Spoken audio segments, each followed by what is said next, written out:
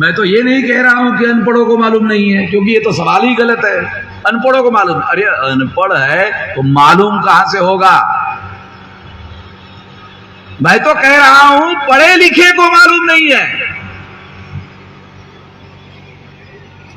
आदिवासियों की 801 टुकड़े हैं और पिछड़े वर्ग के 3743 टुकड़े हैं। तीनों की गिनती करो, 6247 टुकड़े हैं और हर टुकड़े वाला ने अपना संगठन बनाया है, बनाया ना। हर टुकड़े ने, एक ब्राह्मणों ने हमको टुकड़ों में बांटा, ब्राह्मणों ने हमें जाति के टुकड़ों में बांटा। बांटने से ब्राह्मणों का फायदा हो रहा है, इसके बावजूद भी हम लोग अपने जाति का संगठन बनाते हैं और ब्राह्मणों का ही काम करते हैं कि तुमने बांटा, हम बांट के रखना चाहते हैं, हम भी वही कर रहे हैं। ब्राह्मणों ने बांटने का, टुकड़ों में बांटने का काम किया और हम वो बांटे हुए टुकड़ों का संगठन बनाते हैं और फिर उस जाति को मजबूत करने का काम करते हैं। जब एक जात मजबूत होगी तो 6200 टुकड़े मजबूत रहेंगे और जब तक 6247 टुकड़े मजबूत रहेंगे, फिर ब्राह्मण सर में बैठ के मूतेगा नहीं तो क्या करेगा? आपके सर पर ब्राह्मण बैठ के मूत रहा है तो मूतेगा नहीं तो क्या करेगा? अब हरियाणा का जो खट्टर है, मुख्यमंत्री है ना, है खट्टर, कोई बता सकता है कि खट्टर का 15 अगस्त 47 के पहले हरियाणा में कोई गांव था? हरियाणा के लोगों को पता नहीं।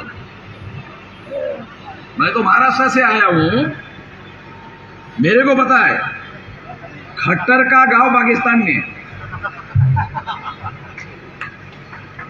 है।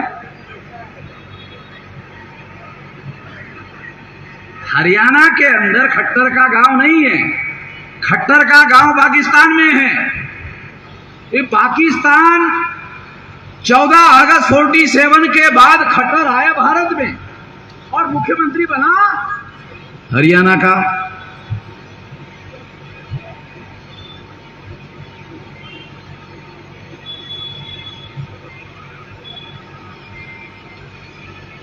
होना नहीं चाहिए ना, ये हो रहा है, हो चुका है। तो ये हम लोगों को सीखने की बात है, सबक सीखने की बात है। मुझे तो ये भी नहीं लगता कि खट्टर की कोई जाति हरियाणा में निवास करती है। जिसकी जाति ही हरियाणा में निवास नहीं करती है, वो मुख्यमंत्री बना कैसे? देखा मुझे तो समझ में नहीं आता। हरियाणा के लोगों को ज्यादा समझ में आता होगा, वो मैं उनसे जानकारी लूंगा बाद में।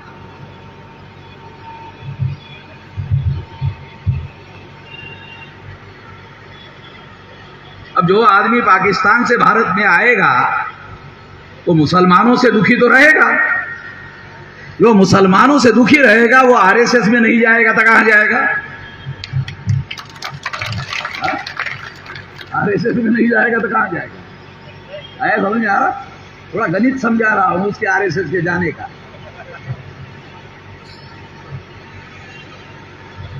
हरियाणा के चुने हुए एमएलए ने खट्टर को मुख्यमंत्री नहीं चुना, हाईकमान ने चुना। चौधरी साहब, हाईकमान ने खट्टर को मुख्यमंत्री बनवाया। संविधान में क्या लिखा हुआ है? चुने हुए विधानसभा सदस्य बहुमत से अपना मुख्यमंत्री चुनेंगे, ये संविधान में लिखा है। मगर बीजेपी के केंद्रीय नेताओं ने चुने हुए एमएलए को मुख्यमंत्री चुनने नहीं दिया दिल्ली वालों ने। मैं तो हरियाणा का नहीं हूं, पर मैं जानता हूं।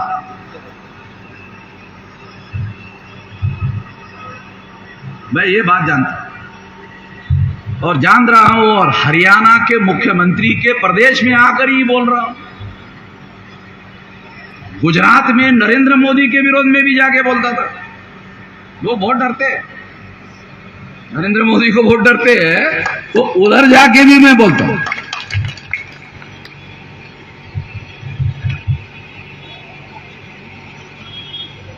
मैं इसलिए आप लोगों को यह बात समझा रहा हूं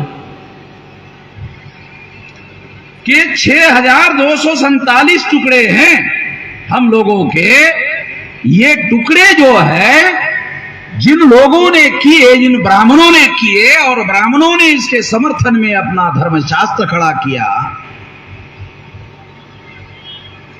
इन लोगों को ब्राह्मण हिंदू कहता है। ये हिंदू है। कल का उदाहरण बताता हूं आप लोगों को, पुराना नहीं, कल का। वो पुराने तो बहुत है मेरे पास। कल का काश्मीर में एक भट्ट ब्राह्मण को मारा, दूसरे ही दिन उसको 1 करोड़ रुपया बीजेपी ने दिया, उसको बीवी को नौकरी दिया, उसके बच्चों को फ्री ऑफ कॉस्ट एजुकेशन मिलेगा। बिहार का एक शेड्यूल कास्ट मजदूर मारा, एक लेडीज को मारा, उसका क्या हुआ? उसको कोई नया पैसा नहीं दिया, मगर वो अखबार में क्या छप करा रहा है आरएसएस के द्वारा? नहीं, वो हिंदू है, वो भी हिंदू है। जिसको 1 करोड़ मिला वो भी है, और जिसको 1 फूटी कौड़ी नहीं मिला वो भी हिंदू है। चलो समझ में नहीं आ रहा ये हिंदू वाला मामला, ये क्या है? ये हिंदू क्या है? एक भट्ट नाम का ब्राह्मण, उसको 1 करोड़ मिल गया, उसके बीवी को नौकरी मिल गया, उसके बच्चों को फ्री ऑफ कॉस्ट एजुकेशन की व्यवस्था हो गई, मगर जो बिहार का शेड्यूल कास्ट का और एक औरत मर गई, उसको 1 नया पैसा नहीं मिला। 5-6 दिन हो गए, और वो अखबार वाले क्या लिखते हैं? नहीं, वो लोग मुसलमान कश्मीर के हिंदुओं को मार रहे हैं। अरे भट्ट भी हिंदू है अगर तुम कहते हो, और वो शेड्यूल कास्ट भी हिंदू है, शेड्यूल ट्राइब भी हिंदू है, बैकवर्ड भी हिंदू है। अगर तुम बैकवर्ड को भी हिंदू कहते हो, तो कुत्तों की गिनती करते हो, जानवरों की गिनती करते हो, हिजड़ों की गिनती करते हो, साले पिछड़ों की क्यों नहीं करते? ओबीसी की क्यों गिनती नहीं करते? प्रजापति की गिनती क्यों नहीं करते? प्रजापति जी, सैनी जी,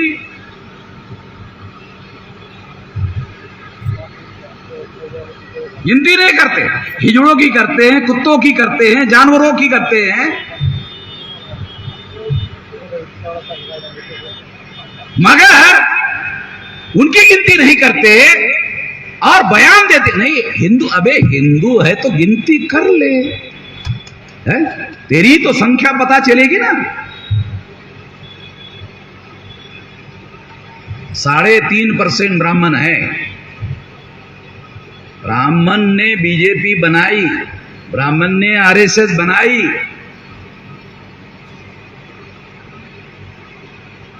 साढ़े 3% ब्राह्मणों ने, और एक देश के पिछड़े वर्ग के नरेंद्र मोदी को प्रधानमंत्री बनाया, नॉमिनेट किया। नॉमिनेट समझते हो? अंग्रेजी का शब्द है, नॉमिनेट किया। ये जो नरेंद्र मोदी प्रधानमंत्री है, आरएसएस के द्वारा नॉमिनेट किया हुआ, ये नामधारी प्रधानमंत्री है। नामधारी समझते हो? अंग्रेजी में नॉमिनेट और हिंदी में नामधारी। तो ना नॉमिनेट हमारे लोगों को समझ में आता है, ना नामधारी समझ में आता है। मैं थोड़ा देहात का उदाहरण देता हूं। मैं देहाती आदमी हूं, गांव का रहने वाला हूं, गांव का उदाहरण देता हूं। यहां हमारी महिलाएं बहनें हैं, मैं पहले उनसे क्षमा चाहता हूं, उदाहरण देना पड़ेगा। गांव में शादी होती है, तो शादीशुदा आदमी अपने दोस्त को परिचय देता है कि ये मेरी बीवी शादीशुदा बीवी है, ये मेरी बीवी शादीशुदा बीवी है। वो दोस्त पूछता है, ये दूसरी औरत जो खड़ी है, ये कौन है?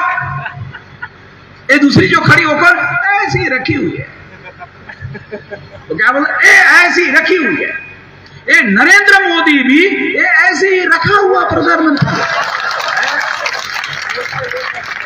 नॉमिनेट कहा समझ में नहीं आया, नामधारी कहा समझ में नहीं आया, देहाती उदाहरण दे आया है, समझ। देहाती ज्ञान भी बहुत ज्यादा जरूरी होता है।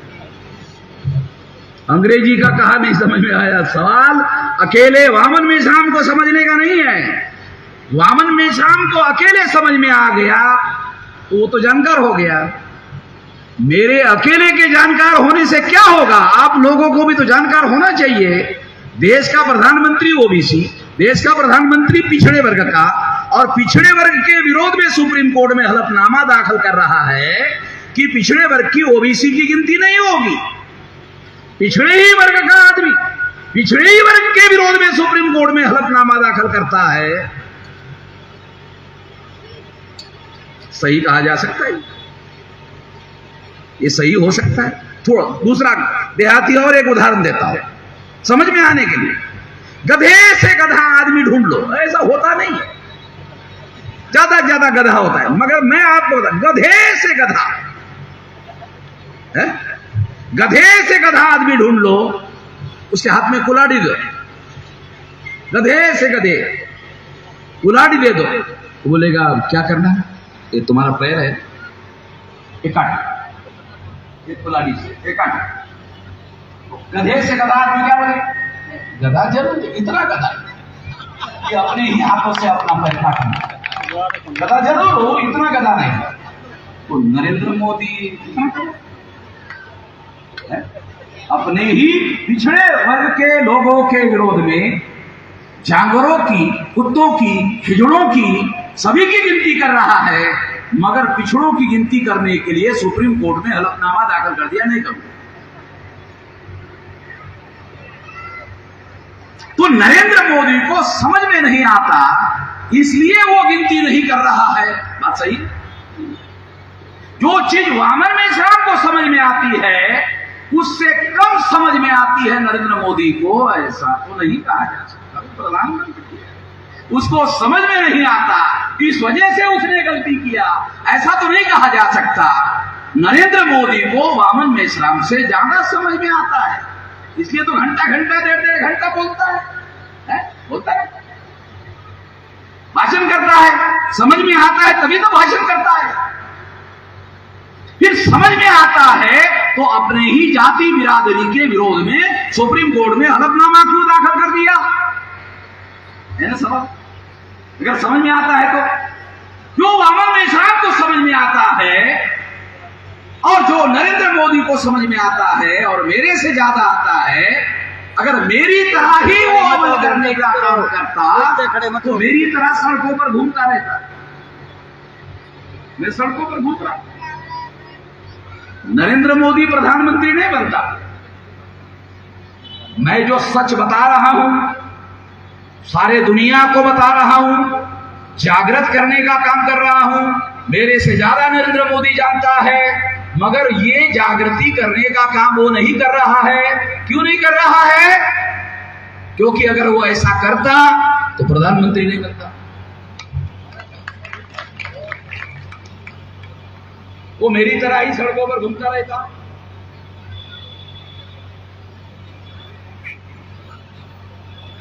तो ये ओबीसी के जाति आधारित गिनती के विरोध में सुप्रीम कोर्ट में नरेंद्र मोदी ने हलफनामा दाखिल कर दिया। ये उसने नहीं, आरएसएस ने कहा करो, दाखिल करो। प्रधानमंत्री ने ना करो।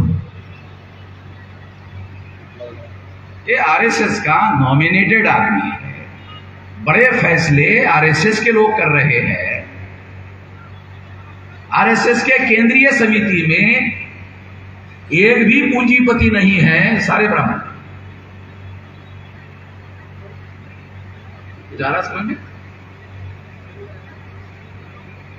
अगर एक भी पूंजीपति नहीं है और सारे ब्राह्मण है तो सारे मिलकर ब्राह्मण पूंजीपति का राज क्यों स्थापित करना चाहते हैं? ये जरा मुझे समझ में नहीं आता।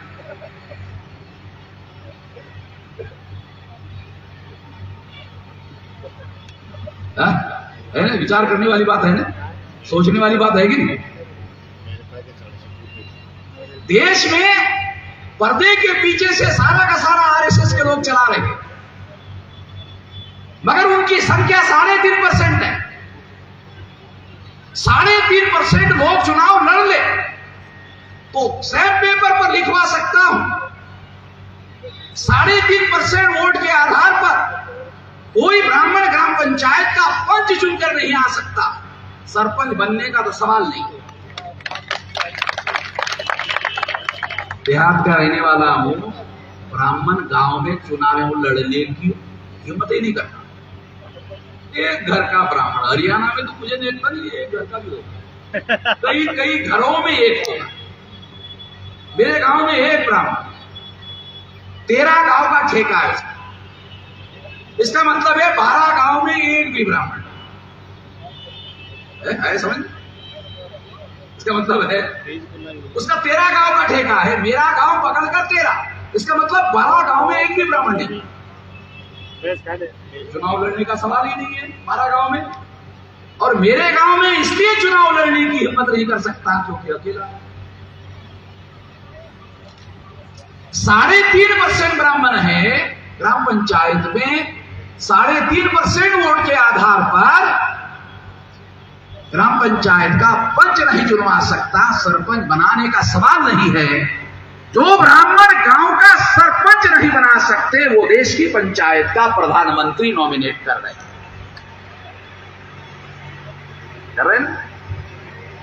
देश के पंचायत का प्रधानमंत्री नॉमिनेट कर रहे हैं। और आपको बताया नॉमिनेट करने का मतलब क्या?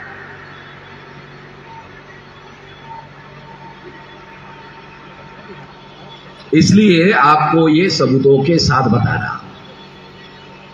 मैं बगैर सबूत के कहीं पर भी नहीं बोलता हूं। बहुत सारे लोग बोलते हैं, आप प्रधानमंत्री के विरोध में बोलते हैं, मुख्यमंत्री के विरोध में बोलते हैं, आपके विरोध में एफआईआर दाखिल क्यों नहीं होता? तो मैं कहता हूं दाखिल करके देख ले, फिर मैं बताता हूं उसको, क्योंकि मामला फिर कोर्ट में जाएगा, हाई कोर्ट में जाएगा, सुप्रीम कोर्ट में जाएगा, वो सबूत पर फैसला करेंगे। सबूत में फेंक के मारूंगा, सबूत में फेंक के मारूंगा। मेरे पास है ब्राह्मणों के जो सबूत इंडिया में नहीं मिलते, मैं लंदन में जाकर लाता हूं,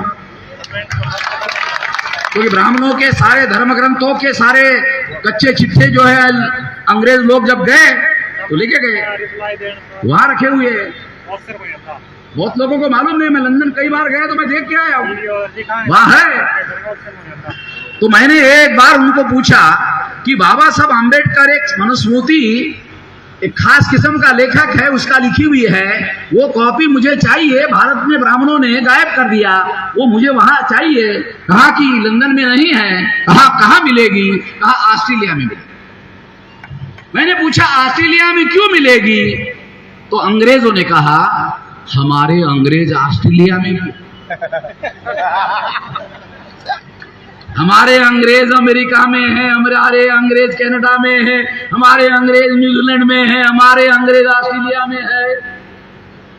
बहुत सारे लोगों को पता है नहीं अंग्रेजों का राज वहां जाकर ही बस गए, भारत में तो बसे नहीं। भारत तो छोड़कर गए, मगर वहां तो वो बस गए और चुनाव के आधार पर उनका प्रधानमंत्री वहां होता है। कनाडा में भी, अमेरिका में भी। अमेरिका में सारे इंग्लैंड के अंग्रेज जो है ना, वो अमेरिका गए। तो कितने लोगों को पता है? मैं आप लोगों को जो बात समझाना चाहता हूं, चढ़ूनी साहब किसानों के बड़े नेता है, सम्मानित नेता है।